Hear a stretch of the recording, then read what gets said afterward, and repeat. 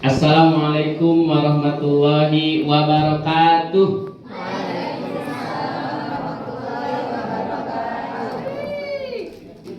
Innal hamdalillah nahmaduhu wa nasta'inuhu wa nastaghfiruh wa na'udzu billahi min syururi anfusina wa min sayyiati a'malina. May yahdihillahu fala mudhillalah wa may yudlilhu fala hadiyalah. Wa asyhadu an la ilaha illallah wahdahu la syarikalah wa asyhadu anna Muhammadan abduhu wa rasuluh. Allahumma shalli wa sallim wa barik ala Muhammadin wa ala alihi wa ashabihi wa man tabi'ahum bi ihsanin ila yaumil qiyamah, amma ba'du. Segala puji bagi Allah yang kepadanya senantiasa kita memuji, yang kepadanya kita senantiasa memohon pertolongan, kita memohon ampunan kepada Allah, dan kita juga berlindung kepada Allah dari berbagai keburukan dari diri kita. Kita berlindung kepada Allah dari buruknya amal-amal yang telah kita lakukan, dan seyogianya dan sesungguhnya barang siapa yang Allah berikan hidayah kepadanya, maka tidak ada satu orang pun yang mampu menyesatkannya.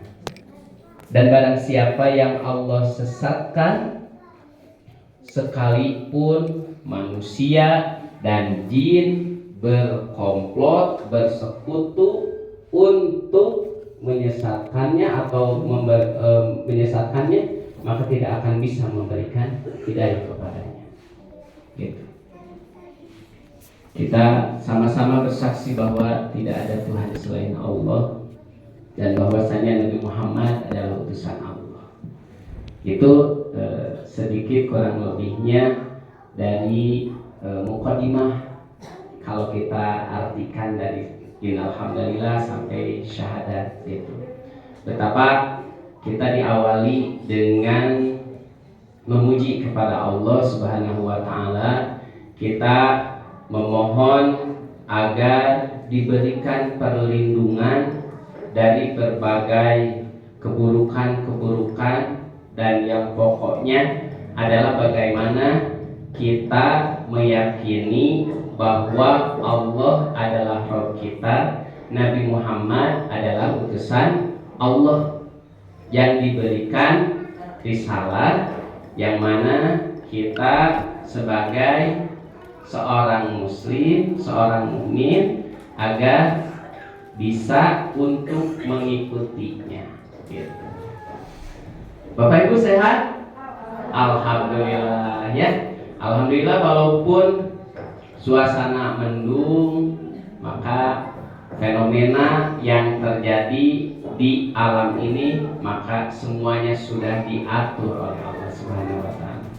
Sekaligus kemarin luar biasa kejadian dari tanda-tanda kekuasaan Allah. Sama ya Bu, kemarin menjelang buka dari 5:30 itu, ketika diperhatikan langit begitu hitam, tebal gitu ya, sehingga kemungkinan besarnya itu akan turun hujan. Dan alhamdulillah ya Bu, bersyukur tidak Bu? Ya, ada yang bersyukur, ada yang kurang bersyukur, bersyukur kubur tidak, kurang bersyukur gitu ya. Maka seyogianya itu menjadi hal yang luar biasa ketika kita dihadapkan dengan suatu kejadian, baik fenomena alam ataupun fenomena yang lainnya. Maka bagi seorang yang beriman itu senantiasa ingat kepada Allah dan dipastikan gitu ya. Namun ada kalanya dalam satu riwayat hadis bahwa Rasulullah SAW pernah dalam suatu ketika, kalau memperhatikan fenomena alam begitu awan tebal, awan hitam, maka hati Rasulullah itu kata Sunda nama rumahnya. Bahasa Indonesia kan berarti gelisah, takut gitu ya, was-was, hariwah. Kenapa? Karena yang Rasulullah khawatirkan Allah menurunkan azabnya melalui dengan hujan, dengan petir, dengan angin, dengan air itu, maka terjadi banjir bandang. Maka kemarin itu lengkap, dan itu dalam suatu keterangan diriwayatkan itu bala tentara Allah. Bagaimana ketika misalnya Allah menurunkan hujan, Allah yang menurunkan hujan, maka kalau ada di antara kita yang ketika turun hujan itu malah tukang dagang di alun-alun geus dasar kacau balau, keur bibiti dagang, keur misalnya mau maremaan, tetapi misalnya keluar dari lisannya dari apa yang terjadi, yang Allah kehendaki, yang Allah atur, maka nasbillahimindzalik. Hati-hati dengan sebuah ucapan. Itu tidak sedikit. Moal bener ieu mah, poe ieu mah hujan kieu, ditambah naon? Hujan besar lalu diiringi dengan padamnya lampu. Dan betapa ini menjadi analogi butuhnya kita dengan cahaya, butuhnya kita dengan pertolongan Allah, perlindungan Allah, kemudian karunia Allah. Maka kejadian fenomena yang kemarin seyogyanya itu menjadikan hati kita semakin berharap kepada Allah. Kita memohon kepada Allah. Ibu, bapak, kemarin ketika dihadapkan dengan kejadian fenomena alam tersebut, maka apa yang terlintas dalam pikiran kita? Maka manusia itu akan ingat kepada Rohnya. Manusia ingat akan dosa-dosanya. Dan itu salah satu kecil sekali. Bagaimana kejadian fenomena alam ini yang menjadi tanda hari kiamat yang besar. Maka kalau sedikit kita memperhatikan dari surat Al-Qiyamah yang menggambarkan keadaan hari kiamat itu, sampai-sampai kan itu dari keadaan matahari, bulan, langit, bintang, itu menjadi tanda-tanda bahwa kiamat akan terjadi. Itu kan di surat yang ada di juz 30 ada at-takwir, terbelah. Apa yang terbelah? Terbelah langit gitu ya. At-takwir misalnya menggulung, matahari menggulung. Dalam artian itu akan hancur. Dan betapa terbelalaknya manusia. Gitu. Kalau orang yang beriman pasti, sekalipun itu anak kecil, sekalipun orang-orang yang senantiasa dalam kehidupan sehari-harinya banyak melakukan perbuatan buruk, baru tersadarkan, baru betapa tidak kuasanya, betapa kecilnya kuasa diri kita. Kemarin kurang lebih ada 1 jam untuk angin, kurangnya. Namun di situ menjadi peringatan besar bahwa kita harus senantiasa melakukan sesuatu yang terbaik, berlindung kepada Allah, melakukan amal-amal yang terbaik.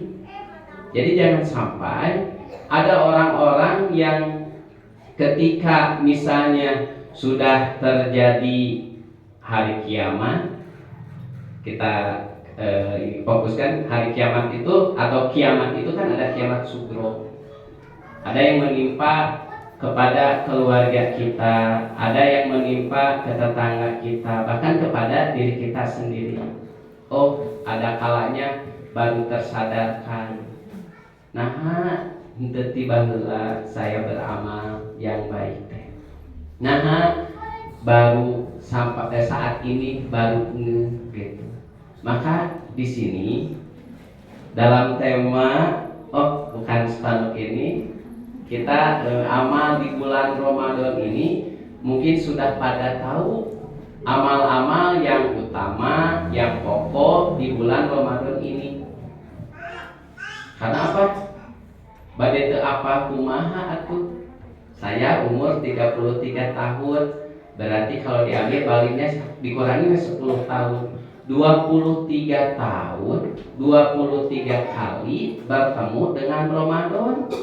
Dan tentu saja apa? Itu ilmu tentang amalnya, kaifiatnya, hukum-hukumnya kan anggar. Tidak berbeda mungkin ya dari 23 tahun yang lalu. Atau beda Bapak Ibu? Sama saum kan? Insya Allah sama kan? Ketika kita misalnya di Indonesia hidupnya, maka kalau saum itu dari terbit fajar sampai terbenam matahari. Sekitar berapa jam? 12, 13, 12 kita sekisaran 12-13 jam gitu ya. Maka saya tadinya mau menyampaikan amalan ini disebutkan, tapi udah apa kan ya Bu ya? Sok gerakmu. Amalan utama di bulan Ramadan apa saja? Saum. Terus apa lagi? Yang sok dijagokan di bulan Ramadan? Tarawih. Terus membaca Al-Qur'an. Tadarus. Sedekah, berdoa. Terus itikaf tuh. Sehingga ibu dan bapak lebih tahu daripada saya. Ya udah beres. Mungkin demikian dah. Bapak ibu udah pada tahu. Ya, udah pada tahu. Dari keutamaan, dari hukumnya sudah tahu juga ya Bu, Pak. Enggak. Api-api ya teman. Enggak apa-apa Bu. Sesuai ini aja. Jujur gitu ya. Udah pada tahu ya? Aku udah ya. Ki atas terangnya naon-naon nu diwajibkeun di sasi Ramadan, naon-naon anu dimakruhkeun, diharamkeun dugi ke ka lebaran. Ibu-ibu ngapati ayeuna keneh. Kue, baju gitu. Bahkan ada beberapa hari ada yang masuk ke HP saya informasi kue nak itu teh di hari ketiga Ibu. Dan itu salah satu keunikan dari ibu-ibu. Atau di dia, atau ibu-ibu di sini misalnya belum 1 Ramadan, 2 Ramadan, acuh sakeluarga tos siap. Dipersiapkan dengan sebaik mungkin. Ieu yang bapana, ieu yang orang tua, ieu yang mertua,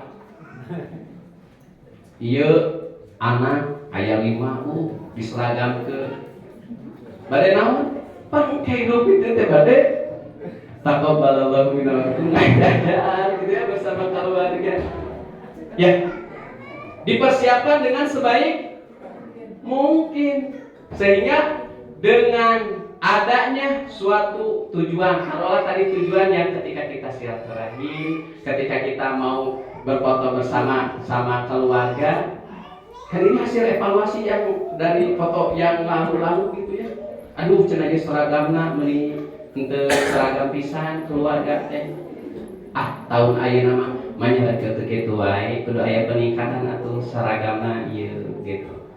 Oh modelna ayeuna mah eta mah geus teu zaman kerudungna, rokna ayeuna menuju viral kumaha kita sebagai muslimah dipersiapkan kumaha. Oh nya kema ieu kerudungna langkung ageng lebih menutupi dada yang bapak-bapaknya misalnya teh ke kaos oblong teuing teu misalnya yang apa yang baju koko tapi modis dipersiapkan itu teh terngiang gitu ya. Sehingga apa? Di hari Idul Fitri apa yang terjadi? Benar-benar hari raya penuh sukacita, penuh kegembiraan bertemu dengan keluarga. Bagaimana perasaannya? Bahagia? Bunga pisan, aya pisan gitu ya. Maka di sini tentu saja ketika kita bertemu dengan orang yang kita sayang, dengan keluarga, orang-orang yang terdekat, yang sampai di luar negeri, kuatkeun ku kekuatan cinta di sini. Sabaraha ongkosna ke luar negeri naik pesawat? 10 juta, 15 juta. Naon sok kangen naon? Ngajugjug mudik. Hoyong naon? Hoyong sholat Id di mana? Di kampung halaman. Terus hoyong tepang dengan orang tua. Hoyong tepang dengan keluarga, dengan tetangga dan sekitarnya misalnya. Rindu akan suasana kebersamaan. Maka dari poin ini yang barusan disampaikan ada hal yang menjadi kita harus menjadikan basic. Bahwa kalau berbicara tentang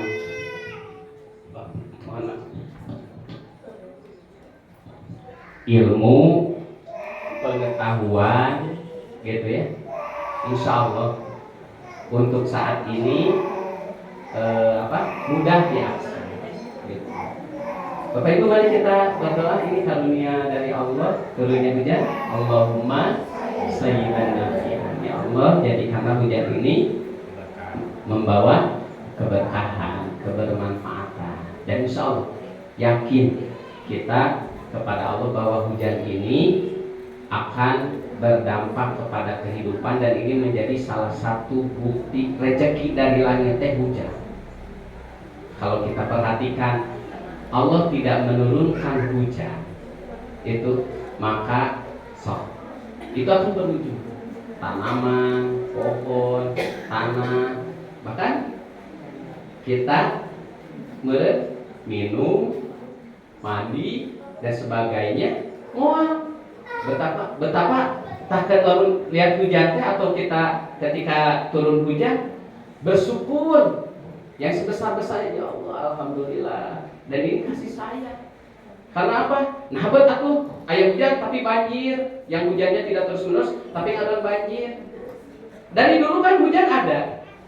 Nah, sekarang ada banjir, dulu nggak ada.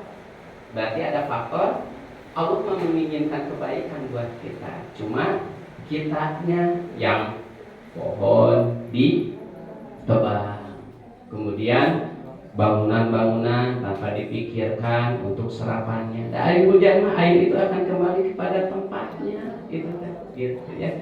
Sehingga apa? Dhaharul fasad fil barri wal bahri bima kasabat aydina. Setiap apa yang terjadi di muka bumi ini dari kerusakan itu karena tingkah laku sikap dari manusia. Itu jadi hujan, dan ini menjadi apa? Bahan tafakur. Dari hujan juga, dari awan, dari angin, itu teh. Kenapa? Karena tidak ada yang Allah ciptakan, yang Allah kehendaki, yang Allah takdirkan. Ma khalaqta hadza batila. Semuanya tidak ada yang sia-sia. Sekalipun itu fenomena yang buruk, yang baik mahkomo, yang buruk pun insya Allah di situ ada hikmahnya, tinggal bagaimana kitanya. Maka masuk sekarang mulai kepada sesuatu yang harus benar-benar kita pegang, yang mana kita tahu betul gitu akan sesuatu keutamaan, akan hukum, tapi nahanya dari setiap masjid, dari ulama-ulama tidak sedikit yang menyampaikan berbagai materi, tapi asa kieu wae. Kita kalau ditanya tahu tentang keutamaan amalan ini, tetapi nah atuh asa males, nah atuh misalnya tidak dilakukan. Maka itu yang menjadi poin yang saya soroti, yang kalau disebutkan saum dari sedekah, insya Allah itu sudah dibahas sekali. Maka apa sih yang mendasari dari seseorang itu melakukan ibadah, melakukan suatu amalan? Tadi seperti ketika kita tahu akan suatu tujuan yang akan kita raih, kita memasang suatu tujuan yang terbaik, maka itu akan menjadi motivasi yang kuat. Tadi ibu sampai-sampai Ramadan can beres kan, udah dipersiapkan segalanya. Maka orang yang menjalani Ramadan, orang yang menjalani kehidupan yang berikutnya, maka disitulah harus ada persiapan, harus ada perbekalan gitu. Nah, kita harus berbekal. Ya iya tuh. Perjalanan kita harus ditopang dengan bekal. Ibu, bapak mau ke sini, kan itu dalam pikiran oh iya, jaraknya sekian. Kemudian apa yang harus dibawa? Bensinnya kayak motor, mobil pakai bensin harus seberapa. Di situ ada persiapan, perbekalan yang harus benar-benar dipersiapkan. Maka ini pun menjadi motivasi terbesar bahwa dunia ini bukan tujuan kita. Tujuan kita itu adalah akhirat.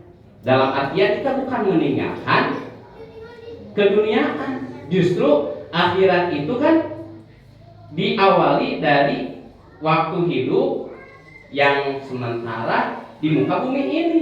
Kita beribadah, kita bersedekah, kita berbuat baik kepada sesama, itu kan sekarang di muka bumi, gitu ya, di dunia. Jadi jangan sampai orang yang berorientasi akhirat itu bukan berarti meninggalkan keduniaan, tetapi bagaimana dari amal ibadah, dari amal-amal keseharian dalam hidupnya itu bisa. Maka ini yang terbesar, Bapak Ibu boleh tengok dulu, hayatuna kulluha ibadah. Bahwa apa yang kita lakukan harus bernilai ibadah, dan ini menjadi bekal kita untuk akhirat kita. Kita bertemu dengan Allah. Ada kalanya kan kita bertemu dengan orang tua, dengan keluarga, itu sampai-sampai kerinduan yang sangat besar. Kita mempersiapkan dengan sebaik-baiknya. Tapi ada kalanya ada kenikmatan yang paling besar bagi seorang yang beriman itu adalah bagaimana dia menjadikan pertemuan dengan Allah itu adalah menjadi tujuan yang utama. Surga tidak ada apa-apanya kalau dibandingkan dengan kenikmatan ketika kita berjumpa dengan Allah. Maka di surat Al-Kahfi itu Allah berfirman, A'udzubillahi minasyaitonirrajim. Lupa lagi Bapak Ibu. Tolong diingatkan Bapak Ibu. Ayat terakhir kita murojaah. Apa Bu? Ayat terakhir dari surat Al-Kahfi. Qul innama. Mana sana Bu? Oke. Wa man kana yarju liqa'a rabbih falyamal amalan shalihan wa la yusyrik bi ibadati rabbih ahada. Bahwa barang siapa yang ingin berjumpa dengan Rabbnya, liqa'a rabbih falyamal amalan shalihan, maka hendaklah kita beramal soleh, wala yusyrik bi ibadati rabbih ahada. Jadi tujuan terbesar adalah bagaimana nanti kita di akhirat itu bertemu dengan Allah. Dan tentu saja itu sudah diberikan rumusnya. Kamu ingin berjumpa dengan Allah dalam keadaan yang berseri-seri, bukan tertunduk hina, maka kuncinya amal soleh, menghindari syirik, gitu. Udah di situ. Maka itulah yang harus betul-betul difahami, bahwasanya keimanan kepada Allah itu besar pengaruhnya terhadap motivasi dalam beramal seseorang. Yakinnya seseorang dengan janji Allah, itulah yang membedakan ada orang yang taunya sama tahu tetapi amalnya masih sewajarnya gitu. Maka ada hal yang harus betul-betul senantiasa kita jaga, kita selalu berupaya untuk meningkatkan. Jadidu imanakum, selalu diperbaharui iman ini. Ya, karena al-iman yazidu wa yanqus. Iman ini senantiasa bertambah, senantiasa naik dan turun. Maka di sini di antara bapak dan ibu, bagaimana keimanan yang ada dalam diri kita, minimalnya istiqomah gitu ya. Tetap berada dalam ketaatan dan berupaya untuk senantiasa meningkatkan. Bapak ibu berangkat ke sini, tentu saja ini ada yang motivasinya karena lebih yang terbesar itu ingin thalabul ilmi. Kemudian ada lagi yang datang ingin silaturahim. Kemudian apa? Apa lagi, ibu bapak? Atau bisa ada yang beda gitu? Abu, ingin apa lagi? Sugan we aya anu berondongan keneh. Sugan we ada yang punya anaknya masih lajang. Dicari jodoh, Abu bapak. Misalnya. Tapi ada hal yang pokok tenang naon. Di pengajian misalnya sambil cari jodoh diniatkan, niatkan saja. Tetapi apa? Yang utama nama apa? Mencari keridhaan Allah. Itu yang utamanya. Yang keduanya mau berdagang, nawarin gitu ya. Mumpung ya kita berkumpul. Kan apa? Di pengajiannya juga bukan di masjid, misalnya di luar itu nawarin oke, bisa, berjualan juga bisa. Itu tidak masalah gitu ya. Cuma itu tetap kita senantiasa menggarisbawahi yang utamanya gitu. Jadi niatkan gitu ya. Dan insya Allah sehingga apa? Kita melakukan sesuatu itu punya rasa, tidak hambar. Tidak sedikit orang-orang yang misalnya menuntut ilmu, datang ke majelis ilmu, melaksanakan sholat, kemudian membaca Al-Quran, namun hanya sebatas yaitu kalau kurang dimaknai hambar. Tapi ketika kita mengambil dari maknanya, kenapa saya melakukan ini? Gitu. Untuk apa saya melakukan ini? Apa yang akan didapatkan oleh saya di dunia dan di akhirat misalnya? Maka kita akan mempunyai kekuatan besar. Dalam setiap amal itu ada ruhnya.